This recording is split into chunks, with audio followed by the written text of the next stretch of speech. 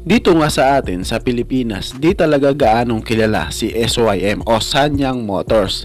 Matagal na sa industry ng motorcycle si SYM. Sa katunayan, napakatagal na nga po talaga ni SYM dito sa Pinas. Pero ang tanong, bakit kaya di gaanong nag-grow si SYM dito sa Pinas?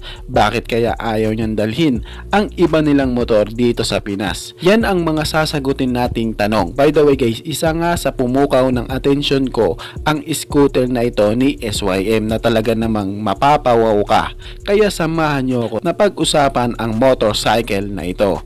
Pero bago yan, baka pwede naman na pa-subscribe ng aking YouTube channel.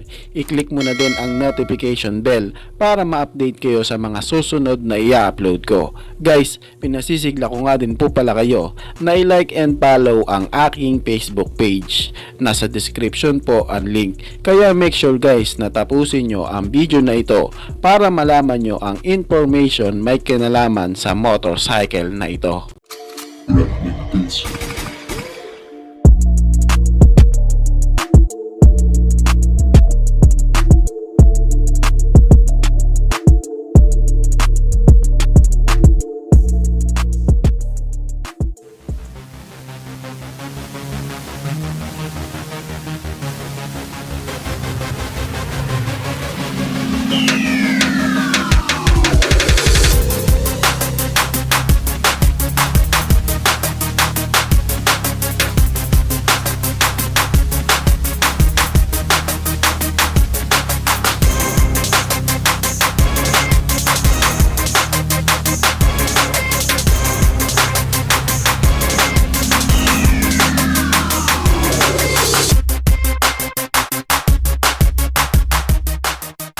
Ang tinutukoy ko nga guys is walang iba kundi si SYM MMB CU o Mamba Crossover and Unique. Well, ang motor nga na ito guys is inilabas na po at available na po, kaso nga lang sa bansang Taiwan pa lang.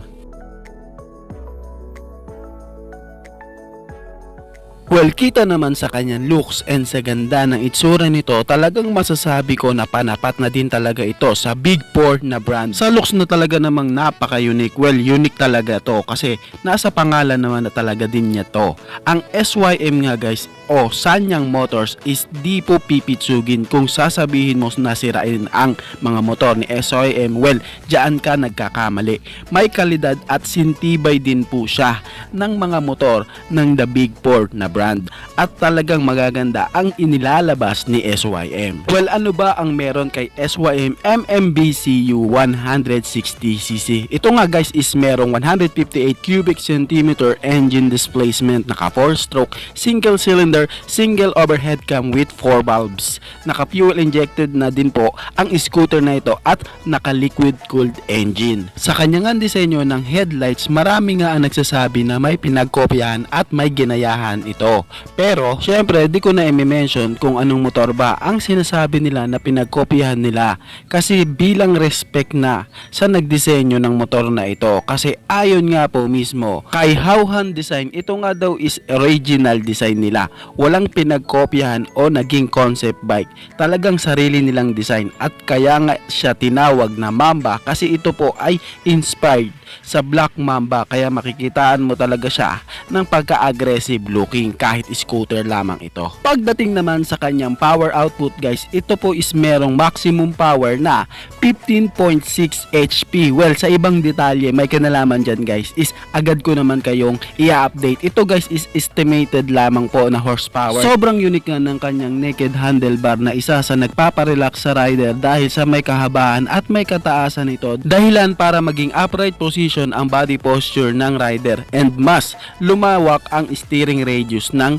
motor para madali iliko at mas madali kang makakasingit-singit kapag nasa traffic situation ka. Pagdating naman guys sa kanyang fuel consumption, meron nga daw po itong 43.5 km per liter. Well, para naman sa kanyang fuel tank capacity guys is wala pa po silang nababanggit. At pagdating naman guys sa kanyang mga sukat ng gulong, sa unahan is naka 120/70/13 at sa likuran naman is naka 130/70/30 naman. At syempre guys, same na po sila na naka tubeless. At isa nga po sa nagustuhan ko sa kanya is yung kanyang braking system. Kasi naka-disc brake na nga po sa harap and naka-disc brake na rin sa likuran at meron na po siyang features na dual channel ABS na isang features para sa safety ng rider. Ang kanyang gauge panel is naka-full digital na po siya at pagdating naman sa kanyang mga ilaw, naka-full LED na po ito. Lahat ng kanyang mga signal light, headlight and tail lights.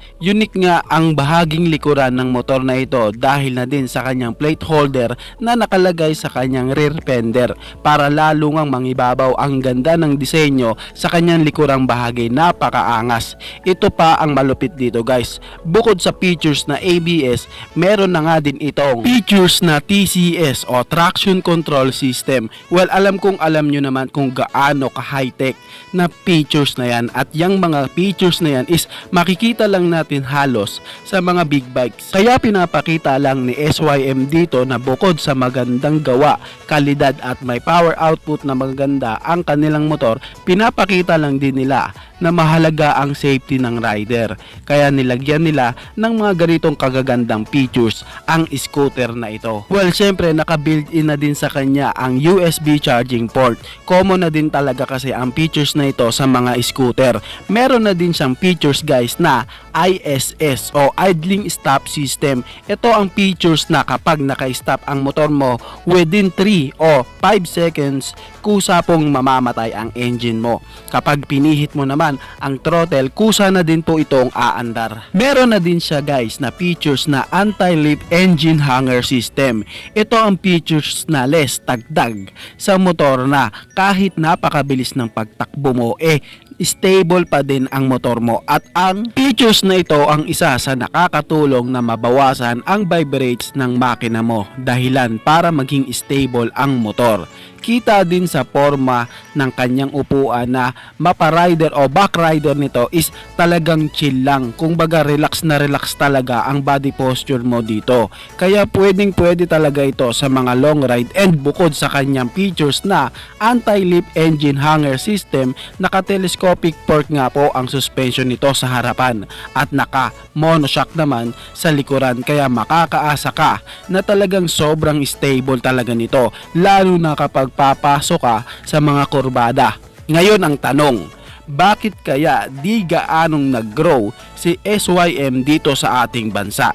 Ito guys is aking personal na opinion lang guys dahil siguro sa kulang at di nasabay sa uso na mga motor ang binabagsak nila dito, at dahil na din siguro at mahina nilang marketing at mahinang endorsement sa mga motorcycle nila.